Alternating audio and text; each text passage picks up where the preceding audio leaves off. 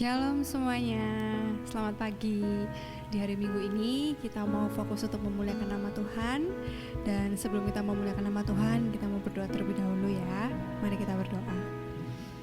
Bapa, kami mengucap syukur Tuhan untuk hari-hari yang indah ini yang Kau berikan Tuhan kepada kami.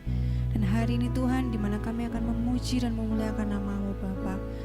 Engkau pakai hati kami Tuhan untuk memuji Engkau dengan semangat Tuhan, dengan penuh hati yang lebih Tuhan memuji Engkau dan fokus Tuhan memuji Engkau. Kami percaya Tuhan, dimanapun kami memuji dan memuliakan nama-Mu, disitulah Engkau berada dekat dengan kami Bapa.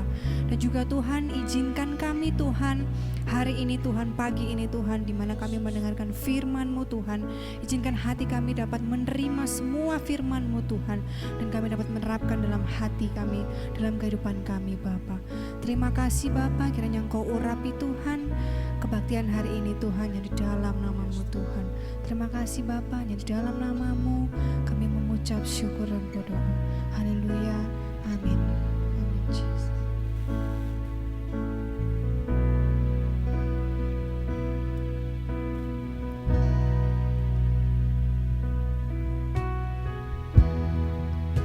Into your hands I commit again, with all I am for you, Lord. You hold my world in the palm of your hands, and I am yours forever.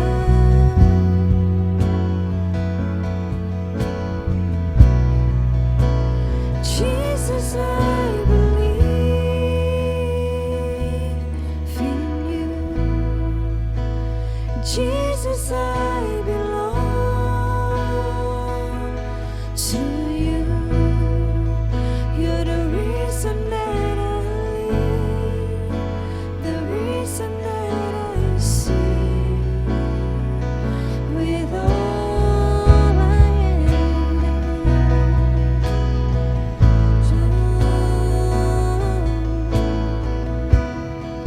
yes, Lord Jesus. Come on, we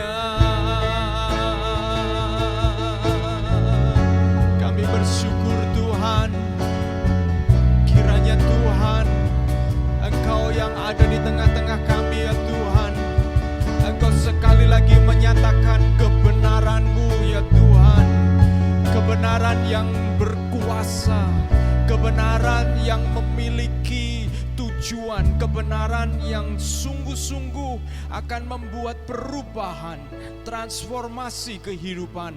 Bukan sekedar seperangkat aturan, seperangkat tata cara ibadah, tetapi kebenaran yang hidup, kebenaran yang membuat setiap kami mengalami perubahan demi perubahan, kebenaran yang membuat kodrat ilahi, kebenaran yang membuat gambar Allah di dalam diri setiap kami itu semakin disempurnakan. Terima kasih ya Tuhan, kami mengucap syukur buat hadirat-Mu ya Tuhan.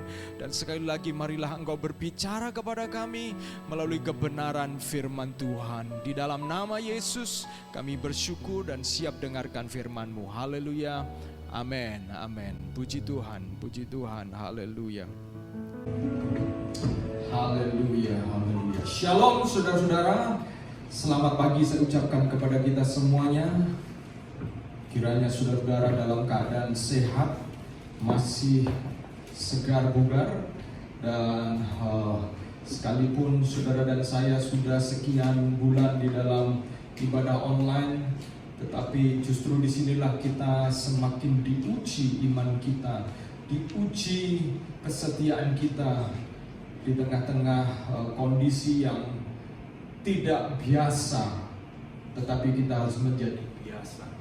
Dan kebiasaan yang kita mau bangun adalah kita tetap bersama-sama bersekutu walaupun kita dipisahkan oleh jarak. Nah saudaraku, di bulan Agustus ini saya akan mengajak kita bersama-sama belajar firman Tuhan. Dan firman Tuhan yang kita persiapkan bersama-sama, kami persiapkan bersama-sama selama bulan Agustus, kita akan benar-benar mencoba untuk kita mengalami freedom in Christ, kebebasan, kemerdekaan di dalam Kristus. Mengapa saya membawa kita kepada freedom in Christ?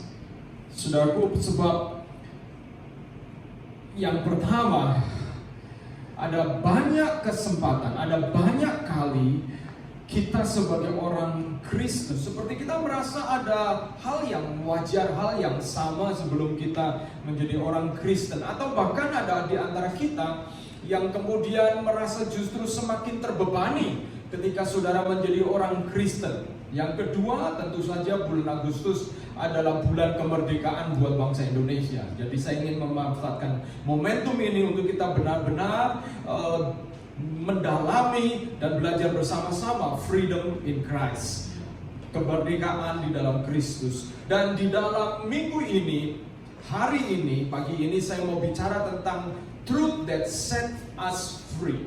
Kebenaran yang membebaskan, kebenaran yang memerdekakan kita, kebenaran yang membuat kita mengalami kemerdekaan. Saudaraku, mari kita akan lihat bersama-sama sebagai dasar dari ayat kita, yaitu kita baca terlebih dahulu di dalam Yohanes 8 ayat 31 sampai ayat yang ke-36. Yohanes 8 ayat 31 sampai 36, saya bacakan buat kita semuanya.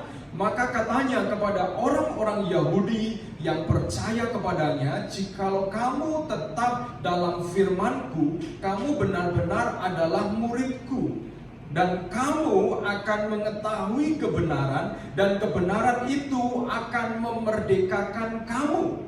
Jawab mereka, kami adalah keturunan Abraham dan tidak pernah menjadi hamba siapapun. Bagaimanakah engkau dapat berkata kamu akan merdeka? Kata Yesus kepada mereka, aku berkata kepadamu, sesungguhnya setiap orang yang berbuat dosa adalah hamba dosa, dan hamba tidak tetap tinggal dalam rumah, tetapi anak tetap tinggal dalam rumah. Jadi apabila anak itu memerdekakan kamu, kamu pun benar-benar merdeka. Saudaraku, Yesus berbicara tentang kebenaran yang memerdekakan. Pertanyaannya, apakah kebenaran itu, saudaraku? Pertanyaan apakah kebenaran itu adalah pertanyaan sepanjang sejarah manusia. Dan setiap agama itu berusaha menyodorkan kebenaran menurut versi agama-agama tersebut, saudara-saudaraku. Sehingga kemudian ada orang-orang yang juga mengatakan bahwa semua agama itu baik. Benar, bahwa semua agama itu mengajarkan yang baik. Tetapi saudaraku, kita akan belajar bersama kebenaran apakah yang kita miliki sebagai orang Kristen. Kebenaran apakah yang ditawarkan oleh Kristus, saudaraku. Dan sebenarnya pergumulan tentang pertanyaan kebenaran itu sudah cukup lama. Ada filsuf-filsuf yang berusaha menjawab berbagai macam jawaban, berbagai macam teori kebenaran. Yang saudaraku, saya maksud dengan kebenaran bukanlah kebenaran ilmu pengetahuan di sini. Karena ilmu pengetahuan adalah sebuah kebenaran yang memanfaatkan ilmu alam, saudaraku. Seperti ketika Archimedes menemukan tentang hukum tekanan di dalam air, itu karena sudah ada hukum di dalam air terlebih dahulu. Dan ketika itu ditemukan, maka itu menghasilkan sebuah pengetahuan. Dan ketika itu pengetahuan dimanfaatkan untuk kepentingan manusia, maka kebenaran tentang hukum alam ini menjadi sebuah dasar untuk membangun ilmu pengetahuan yang membuat manusia diuntungkan. Jadi di alam ini ada hukum-hukum yang kita juga bisa menganggapnya sebagai hukum yang merupakan kebenaran dalam pengertian sesuatu yang tidak berubah di alam ini. Tetapi ada kebenaran yang melampaui hukum alam ini. Kebenaran yang meliputi atau kebenaran yang turun, yang datang kepada saudara dan saya sebagai manusia, saudaraku. Nah, agama secara khusus nampaknya menjadi salah satu tempat diskusi yang paling luar biasa untuk berbicara tentang kebenaran. Dan semua agama mengklaim dirinya sebagai agama yang memiliki kebenaran. Saya tidak akan mendiskusikan, membahas agama yang lain, tetapi saya mau bicara tentang apa yang ditawarkan oleh Yesus, saudaraku. Apa yang ditawarkan Yesus kepada kita. Kebenaran yang seperti apa yang Yesus tawarkan, saudaraku? Yesus mengatakan bahwa kebenaran itu mampu memerdekakan. Kebenaran yang Yesus miliki, yang Yesus tawarkan adalah kebenaran yang memiliki kuasa. Kebenaran yang memerdekakan, memiliki kesanggupan untuk membebaskan.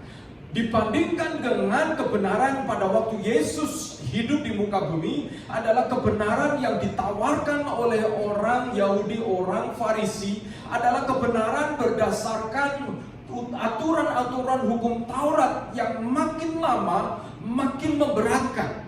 Yesus datang ke dunia untuk mengoreksi kebenaran yang terdiri hanya berdasarkan aturan-aturan agama, saudaraku. Kenapa? Karena kebenaran yang berdasarkan aturan-aturan agama pada dasarnya bukan membebaskan, tetapi justru membebani, saudaraku. Dan itulah yang kemudian Yesus katakan di dalam Injil Matius pasal 11 ayat 28 yang mengatakan, marilah kepadaku yang letih, lesu, dan berbeban berat. Aku akan memberikan kelegaan kepadamu. Mengapa? Karena Yesus sedang berhadapan dengan orang-orang Yahudi yang mereka berbeban berat. Berbeban berat oleh karena apa? Beban berat oleh karena kehidupan agamawi, saudara. Kehidupan peraturan-peraturan agamawi. Mereka begitu berat, misalnya saja tentang peraturan hari Sabat. Ada sekitar peraturan hari Sabat itu ada sekitar 600 sampai 700 peraturan detail dari hari Sabat. Padahal peraturan hari Sabat itu hanya berbicara tentang kuduskanlah, sebab hari ini adalah hari Sabat, hari yang dikhususkan untuk Tuhan. Tetapi ketika dijabarkan apa maksudnya kuduskanlah, apa maksudnya dikhususkan untuk Tuhan, apa maksudnya tidak boleh bekerja, apa yang disebut sebagai pekerjaan, lalu mulai didefinisikan. Apakah orang keluar dari rumah itu sebuah pekerjaan? Berapa langkah dari rumah dianggap sebagai pekerjaan? Dan aturan itu kemudian ditulis untuk melakukan memelihara hari Sabat. Akhirnya orang Yahudi begitu banyak sekali aturan, saudara.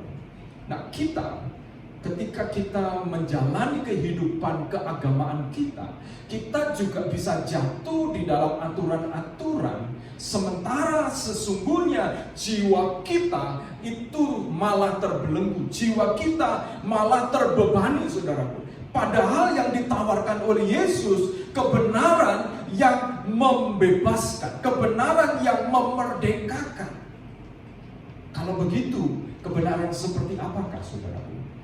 Sebelum itu, saya juga ingin mengatakan kalau saudara menjadi orang Kristen, saudara dilarang puas hanya berhenti kepada mengikuti aturan-aturan agama Kristen.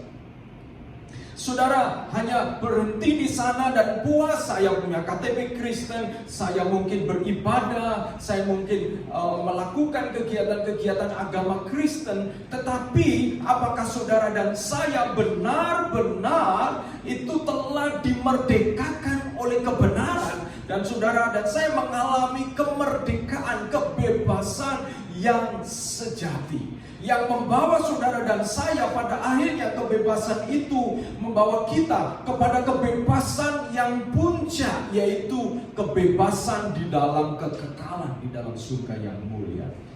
Dari ayat-ayat yang kita baca, saya mau mengajak kita semua belajar tentang kebenaran itu, kebenaran yang ditawarkan oleh Kristus. Bagaimana wujud kebenaran yang memiliki kuasa yang seperti itu, memiliki kuasa yang memerdekakan, yang membebaskan. Ada dua hal yang saya ingin sampaikan. Yang pertama, kebenaran itu diwujudkan dalam pribadi Kristus. Yohanes pasal 8 tadi mengatakan bahwa dan kamu akan mengetahui kebenaran dan kebenaran itu akan memerdekakan kamu. Yesus berbicara tentang kebenaran yang sanggup, berkuasa, memiliki otoritas untuk membebaskan saudara dan saya. Ini pasti bukan kebenaran yang sekedar pengetahuan. Kalau saya kemudian hubungkan dengan apa yang dikatakan oleh Yesus di dalam Yohanes 14 ayat yang ke-6 mengatakan demikian. Kata Yesus kepadanya, akulah jalan dan kebenaran dan hidup. Tidak ada seorang pun yang datang kepada Bapa kalau tidak melalui aku. Kebenaran ini kemudian Yesus mengatakan bahwa akulah ke jalan dan kebenaran dan hidup. Yesus kemudian lebih spesifik bahwa yang dimaksud kebenaran adalah dirinya sendiri. Kebenaran itu diwujudkan di dalam pribadi Yesus. Kebenaran itu adalah pribadi. Makanya pasal 14 ayat 7 kemudian mengatakan demikian. Sekiranya kamu mengenal aku, pasti kamu juga mengenal Bapa-Ku. Sekarang ini kamu mengenal Dia dan kamu telah melihat Dia. Kebenaran itu adalah kebenaran yang akan membawa kita mengenal Bapa. Bukan hanya mengenal Bapa saja, tetapi pada akhirnya kita akan sampai ke rumah Bapa, sampai di surga, saudaraku. Jadi kebenaran itu adalah satu pribadi, yaitu Yesus sendiri. Kalau kebenaran itu adalah pribadi, maka benarlah apa yang dikatakan oleh Alkitab pasal 8 ayat 32 tadi, bahwa that truth, kebenaran, the truth, itulah yang membuat saudara dan saya mengalami kebebasan. Hanya kebenaran yang merupakan pribadi yang memiliki kuasa yang membebaskan. Kalau kebenaran itu adalah pribadi, yaitu Yesus sendiri, maka bagaimana kita bisa mengalami kemerdekaan itu? Bagaimana kita bisa mengalami kebebasan itu? Karena pribadi, saudaraku.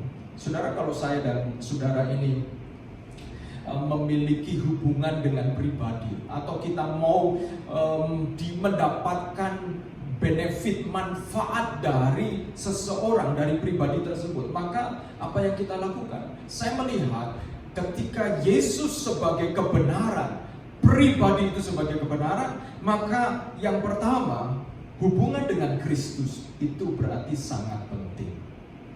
Saudara tidak bisa mengalami kemerdekaan yang sesungguhnya ketika saudara dan saya hanya melihat Yesus sebagai pribadi yang di luar hidup kita. Di luar hidup kita. Kita tidak mempersilahkan dia masuk. Di dalam Wahyu pasal 3 ayat 20 dikatakan kepada jemaat Laodikia, dikatakan, aku berdiri di depan pintu dan mengetok-ngetok pintu, supaya kamu membukakan. Dan kemudian Yesus masuk untuk makan bersama-sama dengan kita, dengan saudara dan saya. Itu berarti kebenaran itu, kebenaran pribadi Yesus itu tidak mendobrak hati saudara dan saya, tidak menjebol hati kita, karena Tuhan Yesus Kristus itu mempersilahkan kita untuk dengan sukarela membuka hati kita kepada Dia dan menjalin hubungan. Karena pribadi, maka supaya kita mengalami kuasa kebenaran yang memerdekakan, maka kita harus membangun hubungan dengan Kristus.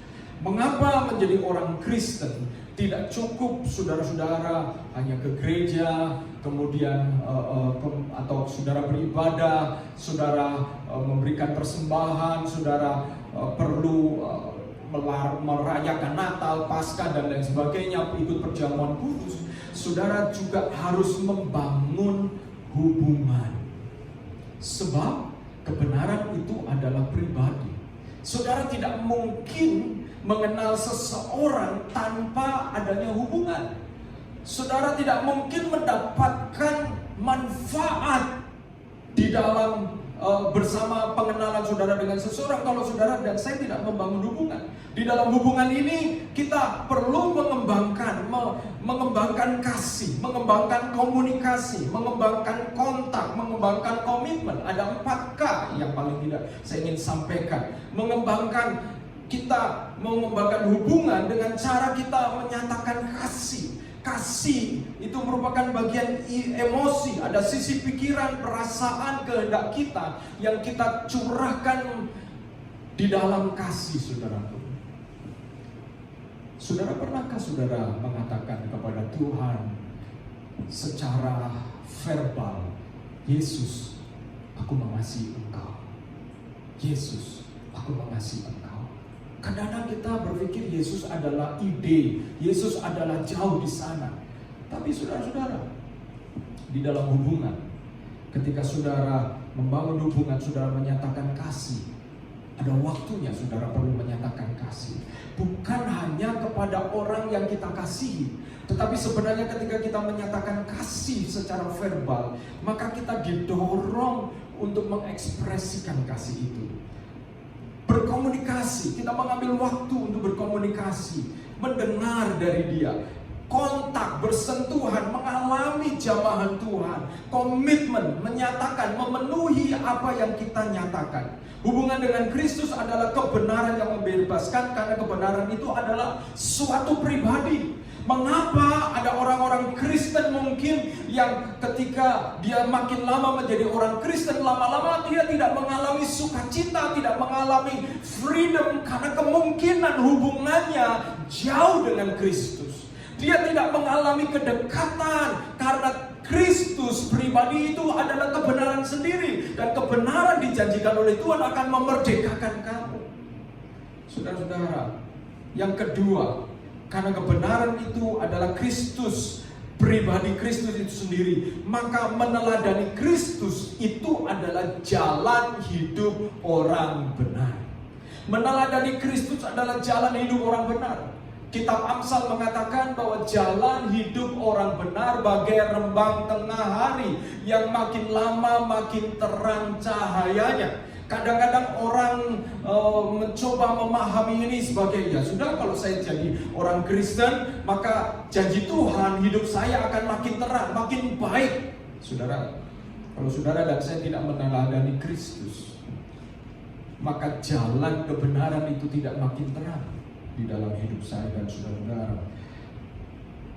Yohanes 8 ayat 39 mengatakan begini, jawab mereka kepadanya, Bapa kami ialah Abraham, kata Yesus kepada mereka. Jikalau sekiranya kamu anak-anak Abraham, tentulah kamu mengerjakan pekerjaan yang dikerjakan oleh Abraham. Yesus menyampaikan sebuah prinsip, kalau kamu ngaku sebagai anak Abraham, maka kamu mengerjakan pekerjaan-pekerjaan yang dikerjakan oleh Abraham. Kalau saudara dan saya mengaku sebagai anak-anak Allah, maka kita juga akan melakukan pekerjaan-pekerjaan yang dilakukan oleh Allah. Bagaimana kita bisa tahu apa itu pekerjaan-pekerjaan yang dilakukan oleh Allah? Luar biasa, saudaraku, di dalam Kristus. Pekerjaan-pekerjaan dilakukan oleh Allah itu dinyatakan melalui Kristus. Ketika kita meneladani Kristus, maka kita sedang melakukan pekerjaan-pekerjaan yang dilakukan oleh Allah saya dan Allah saudara. Jadi luar biasa.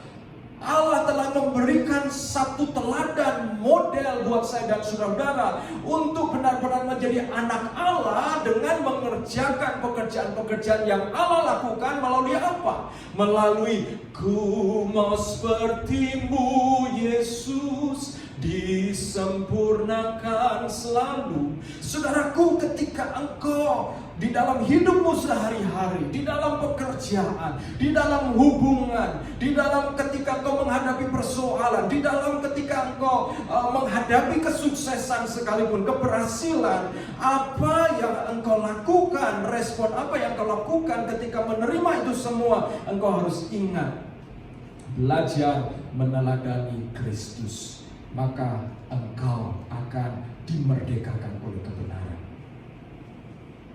Yang kedua, kebenaran itu, kalau tadi yang pertama adalah kebenaran itu diwujudkan melalui pribadi Kristus sendiri. Yang kedua, kebenaran itu memulihkan gambar Allah yang rusak di dalam diri manusia. Tuhan Yesus membahas tentang kebenaran yang juga memerdekakan kita dari budak dosa menjadi anak-anak Allah. Yohanes pasal 8 ayat 34 dan 30 sampai 36 mengatakan demikian. Kata Yesus kepada mereka, Aku berkata kepadamu, sesungguhnya setiap orang yang berbuat dosa adalah hamba dosa.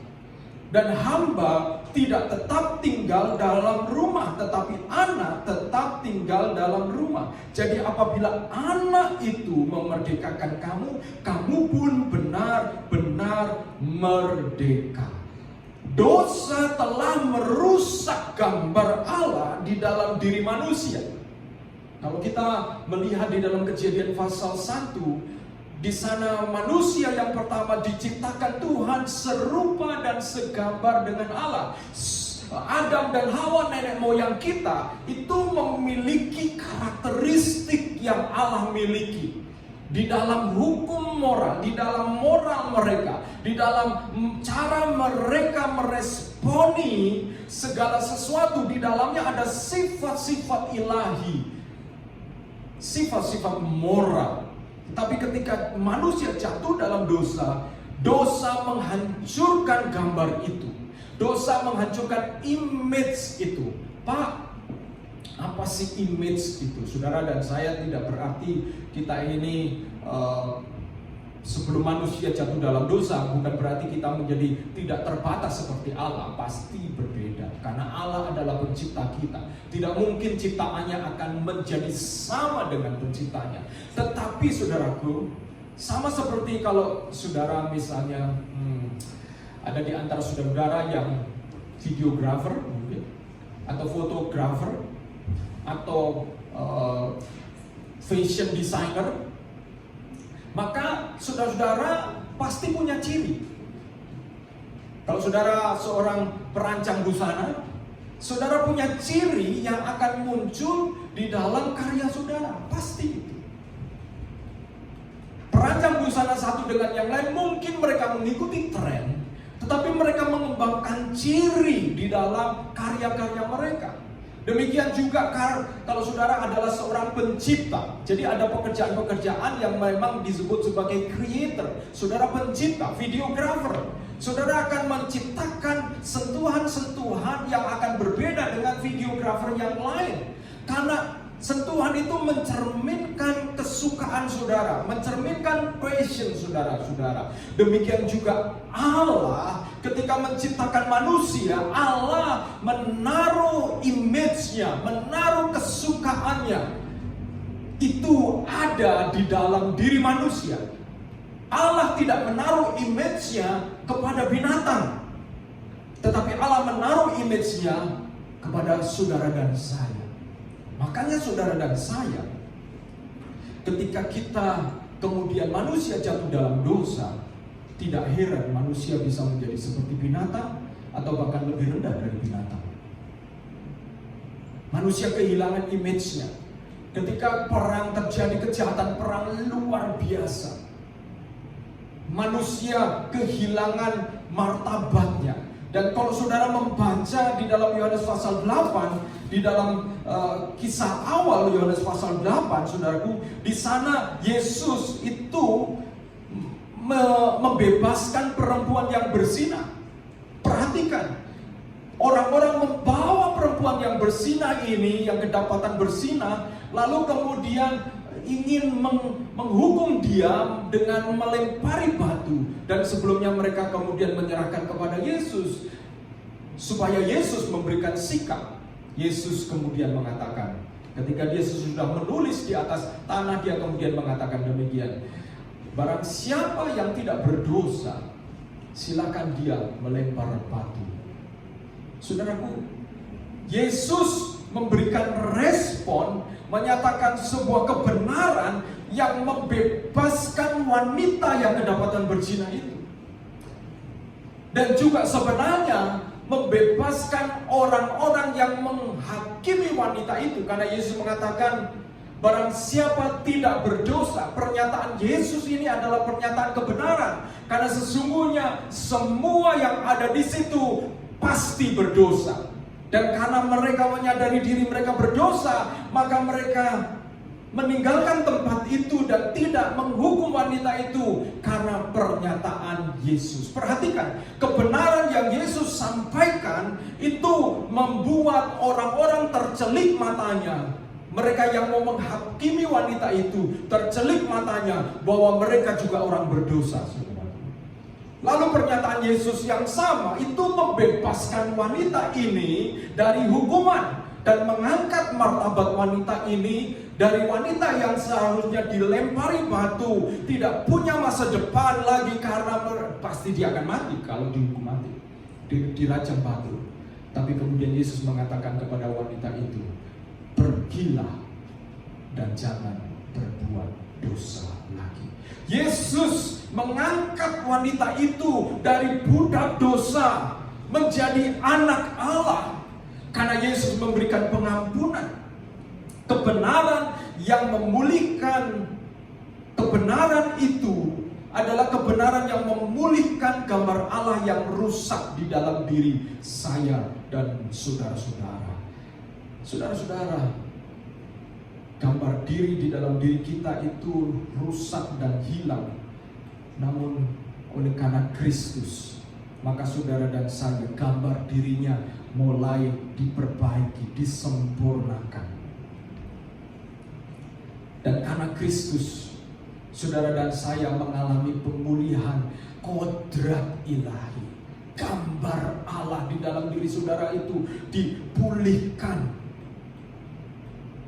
Ayat 34 pasal 8 di dalam terjemahan bahasa Indonesia sehari-hari mengatakan begini: sungguh benar kataku ini, kata Yesus kepada mereka, orang yang berbuat dosa adalah hamba dosa. Saya mau tanya kepada kita semua, siapa di sini yang tidak berbuat dosa? Siapa di antara saudara-saudara yang tidak berbuat dosa? Saya adalah orang berdosa. Dan firman Tuhan mengatakan, kita yang berbuat dosa, kita adalah hamba dosa. Sebab dosa itu bukan sesuatu yang kita sebenarnya ada respon. Tidak mungkin orang lahir lalu kemudian berdosa dengan cara dia tidak memilihnya. Ada keinginan dan kita ada pilihan untuk meresponi keinginan dan pada akhirnya kita menjadi berdosa. Dengan demikian kita telah diperhamba oleh dosa karena kita memilih untuk berdosa. Dan seorang hamba tidak mempunyai tempat yang tetap dalam keluarga, sehingga saya dan saudara-saudara tidak bisa menjadi keluarga Allah.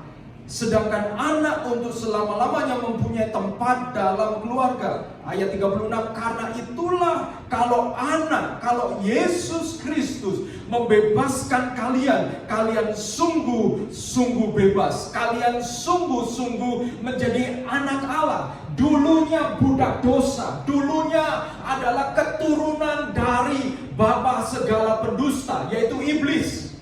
Kita budak dosa, bapa kita adalah iblis. Tetapi ketika saudara dan saya menerima pribadi Kristus di dalam hidup kita, maka kemudian kita diangkat menjadi anak-anak Allah, saudara-saudara. Anak-anak Allah, dan ketika kita diangkat menjadi anak-anak Allah, kita punya tempat di dalam keluarga Allah, saudara. Sebagai gereja, saudara harus bisa menerima orang dengan suku apapun, dengan latar belakang sosial ekonomi apapun. Saudara harus bisa menerima karena Allah di surga telah menerima dia sebagai anggota keluarga Allah, saudara. Kalau kita tidak bisa menerima orang-orang yang berbeda dengan kita, kita perlu dipertanyakan apakah kita benar-benar anak Allah dan anggota keluarga Allah, saudara. Jangan sampai kita masih diperbudak oleh konsep-konsep dunia yang mencoba membeda-bedakan. Saudaraku, waktu saya merenungkan ini, bahwa kebenaran itu telah membuat kita menjadi anak-anak Allah.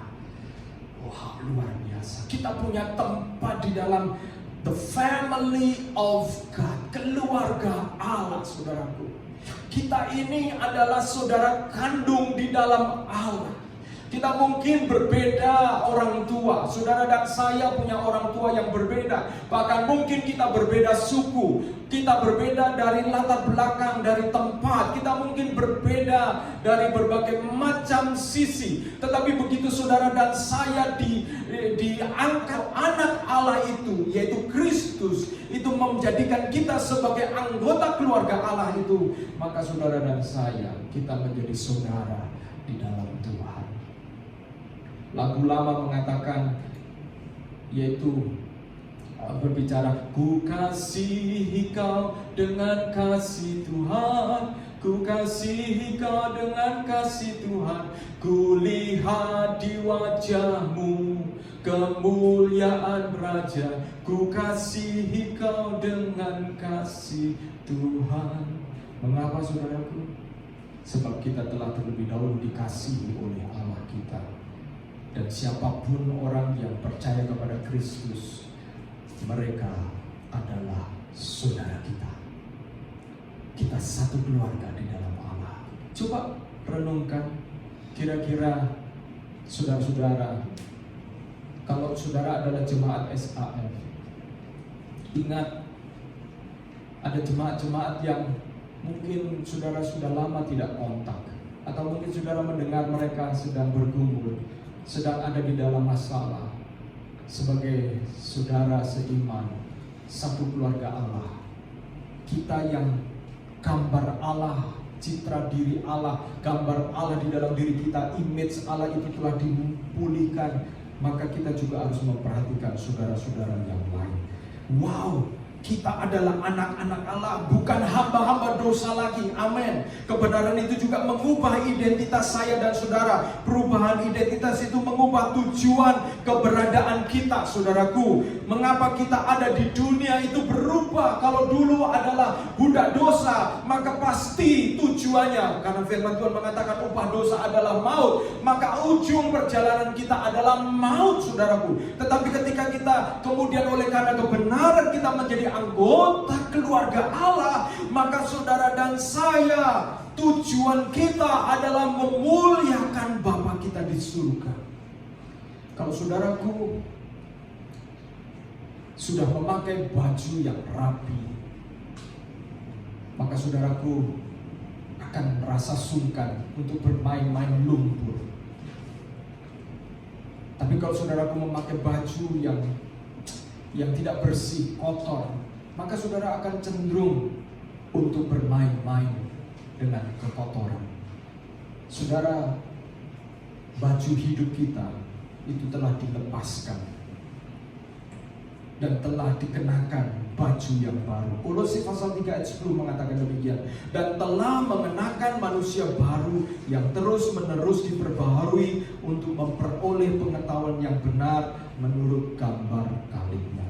Jadi kebenaran itu akan mengerjakan manusia baru kita ini terus-menerus diperbarui. Jadi ketika saya dan saudara bertobat menerima Yesus, itu tidak hanya berhenti di situ saja. Mungkin dulu saudara begitu setia ketika awal-awal, saudara harus tahu, saudara harus grow, kita harus bertumbuh, diperbarui manusia baru kita, supaya semakin lama gambar diri Allah, semakin lama gambar Allah di dalam diri kita, Kristus di dalam diri kita itu semakin disempurnakan, saudaraku. Di dalam kelahiran baru, manusia baru, Allah terus-menerus mengerjakan pembaharuan gambar Allah yang benar di dalam diri saya, saudara. Sehingga Filipi pasal 2 dengan benar mengatakan, kerjakanlah keselamatanmu dengan takut dan gentar. Itu maksud firman Tuhan, yaitu kita mengizinkan kebenaran Allah menyempurnakan saudara dan saya. Saya akan mengajak para pemain musik maju ke depan untuk kita celebrate kebenaran ini, saudaraku. Kita merayakan kebenaran ini. Saya ingin menjadi orang percaya, orang Kristen yang benar-benar mengalami kebebasan. Kalau ada di antara saudara-saudara yang bergumul di dalam dunia bisnis, kadang saya pernah ditanya, Pak Agus bagaimana? Kalau di dalam bisnis kita berhadapan dengan orang, untuk deal bisnis itu kadang-kadang kita harus juga mengikuti cara main mereka, nyuap, melakukan hal-hal yang kemudian kita tahu berlawanan dengan hati nurani kita, karena itu dunia. Yesus pernah mengatakan di dalam Injil Matius, aku mengutus kamu seperti domba di tengah serigala. Hendaklah kamu cerdik seperti ular dan tulus seperti merpati. Bagaimana kita bisa cerdik seperti ular dan tulus seperti merpati? Hidup di dalam kebenaran. Maka engkau akan diberi hikmat untuk menjadi cerdik. Seringkali sebenarnya bukan karena kita tidak mau melakukan kebenaran, tetapi sesungguhnya karena kita takut kalau kita melakukan kebenaran kita kehilangan keuntungan itu. Jadi ketakutan kitalah yang sebenarnya menguasai kita, sehingga tidak pernah terucap untuk kita menyatakan kebenaran. Nanti kalau saya nyatakan saya tolak dia, jangan-jangan keuntungan yang saya akan dapatkan ini hilang. Karena hati kita sudah tertambat kepada keuntungan itu. Saya bertemu dengan salah satu jemaat SAF yang bersaksi, Pak Agus, waktu kami mau deal bisnis, saya tahu dia mau minta ini dan itu, tapi saya berusaha lurus, Pak Agus. Saya bilang bagus, lalu apa responnya? Pada akhirnya kami bisa tetap dapat. Kenapa? Karena ada keberanian. Kebenaran akan membuat saudara memiliki keberanian. Seringkali kita takut karena sebenarnya kita tidak berdiri di atas kebenaran. Kita sedang berdiri, tertambat hati kita kepada keuntungan. Tapi kalau saudara tertambat hatimu kepada pribadi Kristus sebagai kebenaran, saya berdoa kiranya kecerdikan dan ketulusan akan menjadi bagian saudara-saudara, sehingga saudara-saudara bisa menghadapi serigala kehidupan ini. Saudaraku, mari kita akan memuji Tuhan bersama-sama. Satu pujian judulnya Pilihanku. Saudaraku, pilihanku. Saya sudah lama sekali lagu ini tidak pernah dinyanyikan, tetapi saya ingin menyanyikan lagu ini bersama-sama. Saya mengajak kita menyanyikan pujian ini bersama-sama karena kata-katanya luar biasa. Kata-katanya mengatakan, jika ku akui semua dosaku, maka kau adalah setia dan adil. Kau kan mengampuni dan sucikan dari segala yang jahat. Tak mau ku hidup bagi dunia ini lagi. Tak ingin kompromi, tak ingin lakukan hal yang dapat dukakan hatimu. Tak mau ku hidup di luar tutur kata firman-Mu yang telah bebaskanku. Yesus, kebenaran-Mu adalah pilihanku. Mari kita menghidupi firman Tuhan dengan menyanyikan pujian ini bersama-sama. Mari saya ajak kita nyanyikan pujian ini. Haleluya.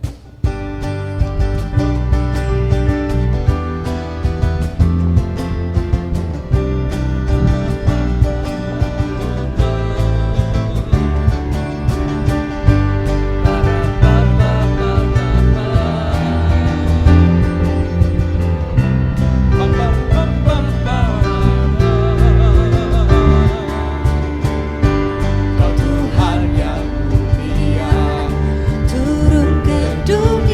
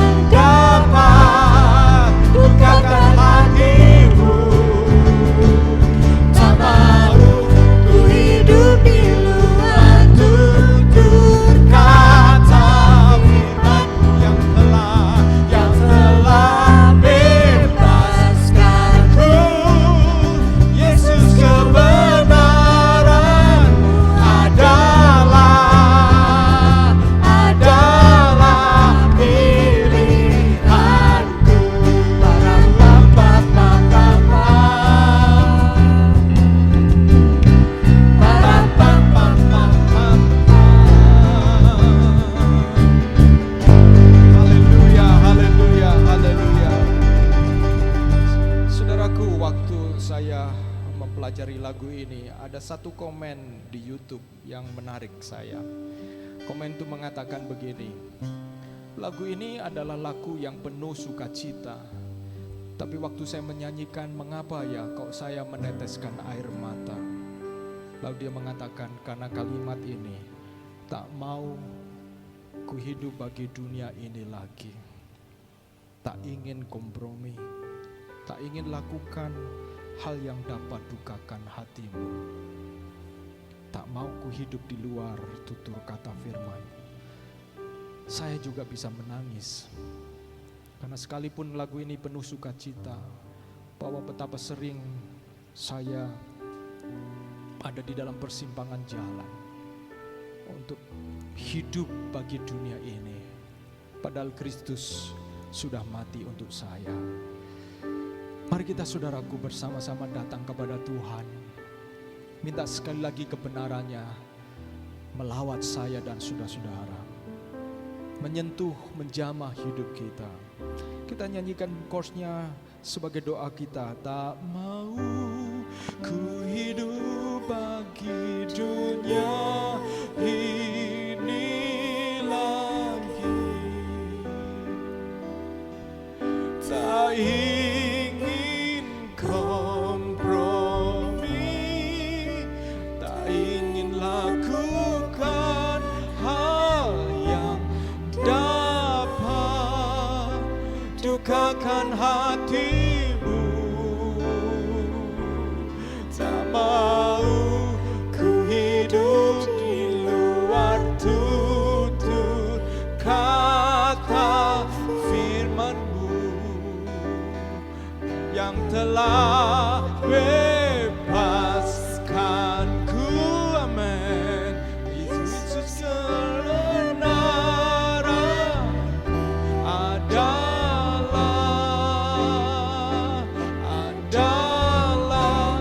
pilihanku. Bapa di surga, kami datang kepadamu. Kami berdoa kiranya seperti lagu ini. Itulah doa kami. Kiranya kami sekali lagi Tuhan disegarkan bahwa kebenaran itu adalah Kristus sendiri. Kebenaran itu pribadi yang bisa mengenal kami. Makanya kebenaran itu bisa membebaskan kami sesuai dengan keadaan kami masing-masing yang berbeda-beda. Kami berdoa kiranya kami semakin rindu untuk membangun hubungan dengan Engkau. Kami berdoa kiranya kami semakin belajar serupa dengan Kristus. Kami berdoa kiranya Tuhan menolong kami bahwa gambar Allah di dalam diri manusia kami, kodrat ilahi di dalam diri kami itu semakin disempurnakan, semakin dipulihkan ya Tuhan. Kalau Adam dan Hawa ketika di Taman Eden, mereka selalu memiliki kerinduan bersekutu dengan Allah. Ketika gambar Allah di dalam diri kami dimurnikan, disempurnakan, dipulihkan, kami juga akan memiliki kerinduan yang bersama untuk bersekutu dengan Engkau, Bapa kami. Terima kasih Tuhan, Engkau jadikan setiap jemaat-Mu menjadi orang-orang yang memiliki freedom, kebebasan, kemerdekaan yang sejati. Demi nama Yesus, kami berdoa, kiranya Tuhan menjadi nyata dalam setiap kami. Haleluya. Amin. Amin. Puji Tuhan saudaraku. Kita akan bersama-sama mau memberikan persembahan. Untuk persembahan yang saudara-saudara akan sampaikan saudaraku, saudara bisa memberikan persembahan di nomor rekening di bawah ini saudaraku. Di nomor rekening di bawah ini, silakan saudara-saudara memberikan persembahan. Kiranya Tuhan memberkati saudara-saudara. Lalu saya akan menyampaikan juga selama sepekan kegiatan kita. Di hari Selasa nanti ada Moment of Restoration jam 7.30. Saudara-saudara kita akan bersama-sama berdoa. Kita akan terhubung secara online. Kiranya Tuhan menolong kita untuk terus membangun iman kita, terus kuat di dalam Tuhan. Andalkan Dia di dalam segala keadaan, karena kebenaran itu akan menolong saudara untuk melewati dan mengalami kebebasan dari setiap tantangan yang saudara hadapi. Hari Kamis kita akan ada komunitas tumbuh bersama. Saudara silakan bergabung bersama-sama dengan komunitas tumbuh bersama yang ada di Barat 1, Barat 2, Barat 3, dan KTB Timur, saudara-saudara boleh kemudian DM di Instagram kami. Mungkin kalau ada yang mau bergabung, saudara boleh bertanya, saya ingin bergabung. Nanti akan diarahkan, saudara bisa bergabung dengan salah satu komunitas tumbuh bersama yang ada, KTB yang ada. Puji Tuhan saudaraku, mari kita akan antusias di dalam Tuhan sebagai orang-orang yang memiliki freedom, memiliki kebebasan. Kita datang bersama-sama dan kita akan akhiri ibadah kita pada pagi hari ini. Saudaraku, mari kita akan berdoa bersama-sama untuk akhir dari ibadah kita. Kita akan datang kepada Tuhan. Mari kita datang kepada Dia. Haleluya. Apabila ada di antara saudara-saudara yang mengikuti ibadah ini, engkau sedang ada di dalam ikatan. Ada belenggu dosa, ada belenggu kelemahan, ada belenggu ketakutan, ada belenggu kekhawatiran, ada belenggu hawa nafsu, ada belenggu kepicikan, ada belenggu kebingungan, ada belenggu ketidakpastian. Engkau merasa begitu khawatir. Ada belenggu kegagalan yang terus menghantui dirimu. Saya mengajak kita datang kepada Tuhan dan terimalah Kristus yang membebaskan engkau. Undang Dia secara pribadi. Mari kita berdoa. Bapa di surga, kami datang kepadamu. Kami berdoa apabila ada di antara saudara-saudara kami yang mendengarkan, yang melihat ibadah online ini, mereka disadarkan bahwa ada belenggu yang mengikat mereka. Hidup mereka terbebani. Hamba-Mu berdoa supaya Kristus hadir di tengah-tengah mereka. Hamba-Mu berdoa kiranya Tuhan menjamah hidup mereka. Apabila ada yang sakit Tuhan, Engkau jamah. Apabila ada yang sedang terikat oleh ikatan-ikatan, bahkan ikatan dosa, ikatan narkoba, ikatan pornografi, ikatan-ikatan pikiran-pikiran yang negatif, ikatan-ikatan kebiasaan-kebiasaan yang membuat kami tidak produktif, ikatan-ikatan yang merupakan pelarian kami dari keadaan yang kami sedang hadapi. Hamba-Mu berdoa kiranya kami dimampukan untuk menghadapi kenyataan dan tidak berlari dari kenyataan, karena ada kebenaran yang membebaskan kami, dan kebenaran itu akan membawa kami kepada kemenangan. Kebenaran itu akan membawa kami semakin dipulihkan gambar Allah di dalam diri kami. Ada kuasa kemenangan di dalam setiap kebenaran yang Kristus nyatakan. Hamba-Mu berdoa kiranya Tuhan Engkau berikan kami gairah baru, semangat baru sebagai orang-orang yang telah mengalami kelahiran baru. Kami berdoa kiranya kami semakin semangat untuk diperbarui hidup kami dan semakin berbuah lebat di dalam Engkau. Berkati pekerjaan kami, berkati usaha kami, berkati studi pendidikan setiap kami masing-masing, berkati keluarga kami, berkati orang tua, berkati hubungan kami, setiap pasangan yang ada Tuhan berkati. Bahkan Tuhan berkati setiap saudara-saudara kami yang akan mengadakan satu rencana di tahun ini. Mungkin ada yang mau menikah, ada yang tunangan. Kami mau berdoa Tuhan memberkati saudara-saudara kami ini, dan kiranya kami semakin disempurnakan di dalam kebenaran oleh Kristus. Terima kasih Tuhan. Kami berdoa kiranya Tuhan Kau menolong agar setiap kami juga menjadi berkat buat orang-orang di sekitar kami. Saudaraku yang kekasih, mari saudara berdiri bersama-sama dan angkatlah tanganmu, terimalah berkat Tuhan. Tuhan menyinari engkau dengan wajah-Nya dan memberi engkau kasih karunia. Tuhan memberkati engkau. Tuhan membuat engkau menjadi orang-orang yang kuat di dalam Tuhan. Tuhan menjadikan engkau sebagai orang-orang yang berjalan di jalan kebenaran, sehingga hidupmu makin terang bagai rembang tengah hari yang makin terang cahayanya, yang menerangi setiap keadaan, setiap keputusan. Dan kiranya Tuhan memberkati apa saja yang kau kerjakan. Tuhan menjadikannya berhasil oleh karena untuk memuliakan Dia. Dan terimalah damai sejahtera Allah Bapa, serta kasih sayang dari Tuhan Yesus Kristus dan penghiburan oleh karena Roh Kudus menyertai saudara dan saya mulai hari ini sampai Maranatha, Yesus menjemput kita semua. Haleluya, amin. Puji Tuhan. Tuhan memberkati saudara-saudara. Terima kasih buat para pelayan yang sudah melayani Tuhan pada pagi hari ini. Tuhan memberkati saudara-saudara dan Tuhan memberkati setiap kita semuanya. Happy Sunday. God bless you all. Haleluya. Amin.